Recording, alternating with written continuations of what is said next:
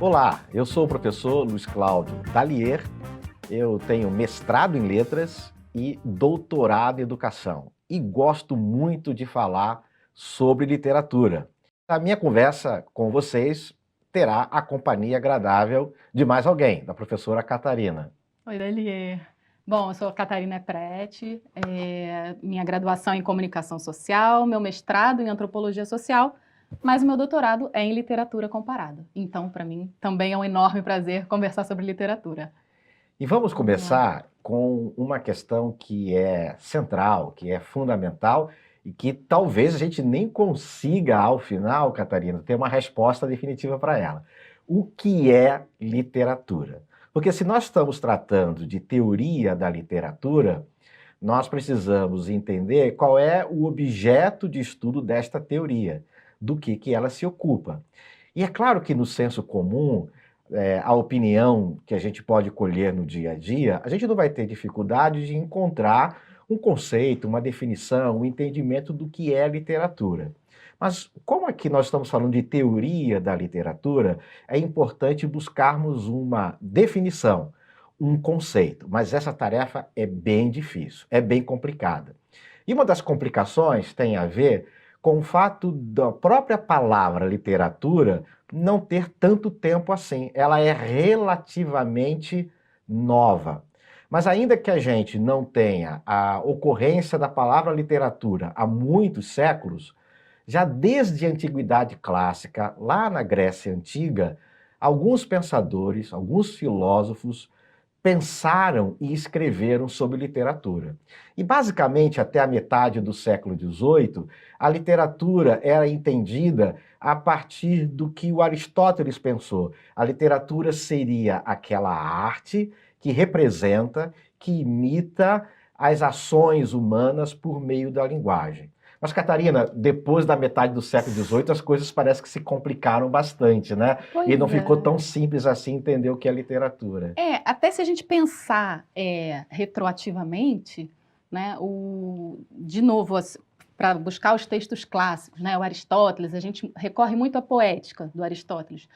Mas a poética, a poiesis, para o grego, era a criação. Então, poderia ter o lado da criação literária, mas a arte, a estética, outros campos da arte também recorrem à poética para pensar a literatura. Claro que ele estava estudando um tipo de obra que a gente considera literária hoje, que eram as tragédias gregas, né? Então, eu acho que para pensar o que é literatura, a gente tem que ter muito em mente um aspecto histórico, justamente, e um aspecto cultural. Ainda falando, né, da antiguidade clássica e mesmo da poética especificamente, ou de outros termos e conceitos que a gente vai buscar lá atrás. Naquele momento, não existia uma ciência como a gente tem a ciência hoje, né? É isso Então, mesmo. eles usavam, a gente pode dizer que eram termos. Só que a nossa história, a nossa ciência, a nossa teoria resgatou ali aqueles termos e para pensar, enfim, seus objetos de estudo. E a ideia da literatura como representação, como criação, esteve também muito atrelada à ideia de ficção. Então, a literatura foi, durante muito tempo, entendida como ficção. Então, o texto literário era um texto ficcional, seja narrando um acontecimento, ou seja, por meio da própria poesia, né? Tratando de sentimentos, de emoções, ou de outros aspectos até mesmo da realidade. Mas a gente teria problemas se a gente achar que a literatura é só ficção.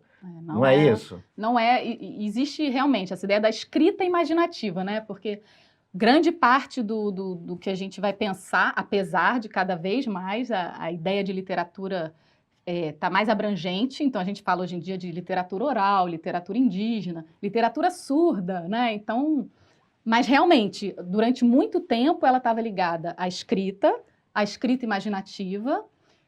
Como a gente falou, durante muito tempo a literatura só era considerada literatura, não era só imaginação, só era considerada literatura poesia.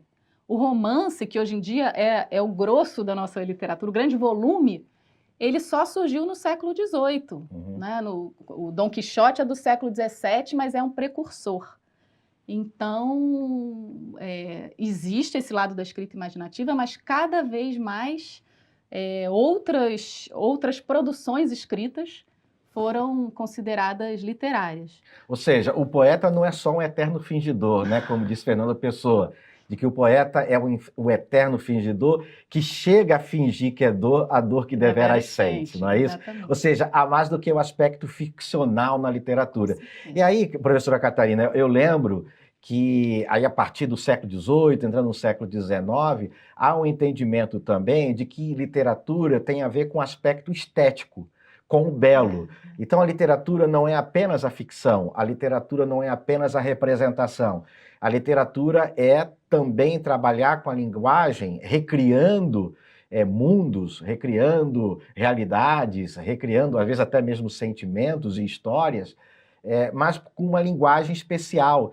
E principalmente no século XIX para o século XX, ainda no começo do século XX isso é forte, com os chamados formalistas russos, e com influência da linguística também, nós temos um conceito de linguagem literária, né, que vai se opor à linguagem não literária, a linguagem do dia a dia, a linguagem da ciência, a linguagem jornalística, a linguagem comum.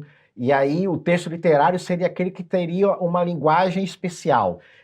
E essa característica própria da literatura que seria chamada de literariedade, não é isso? Os formalistas, aí sim, eles criaram um conceito, aí a gente já está falando de uma tentativa quase científica mesmo, né?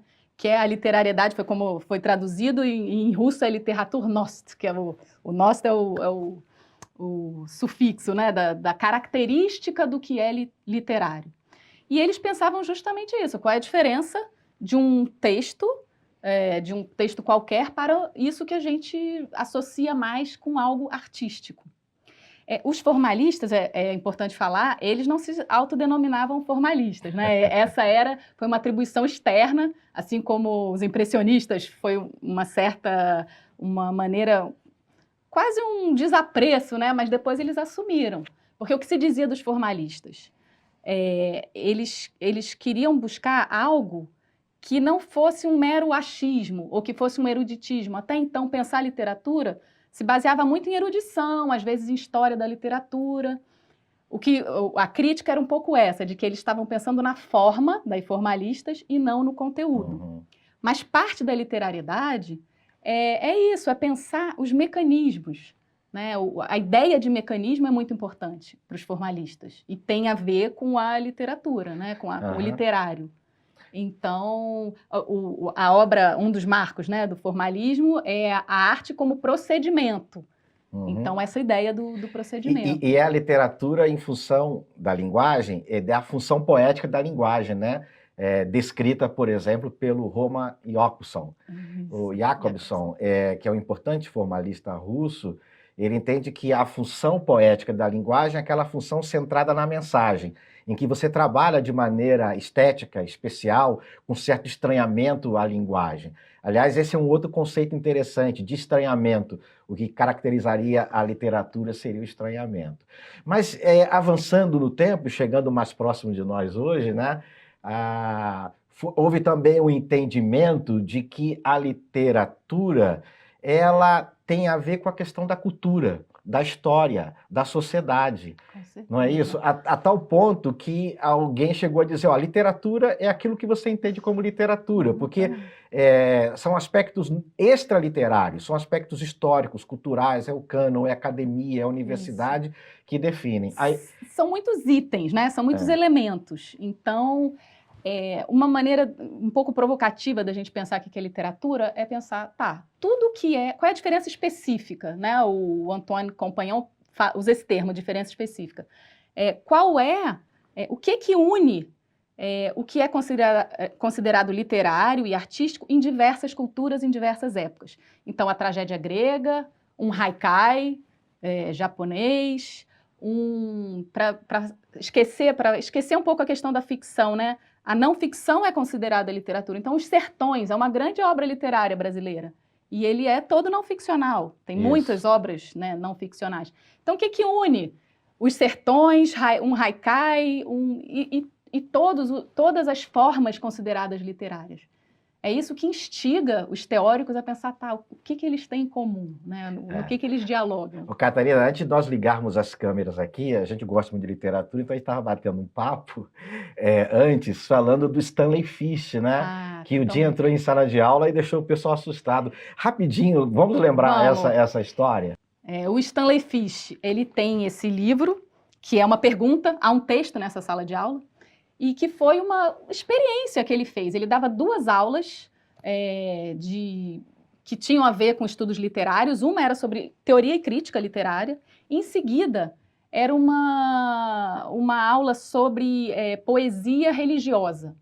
Então, ele tinha treinado os alunos dessa segunda aula para ler signos religiosos, o peixe cristão, a cruz, etc.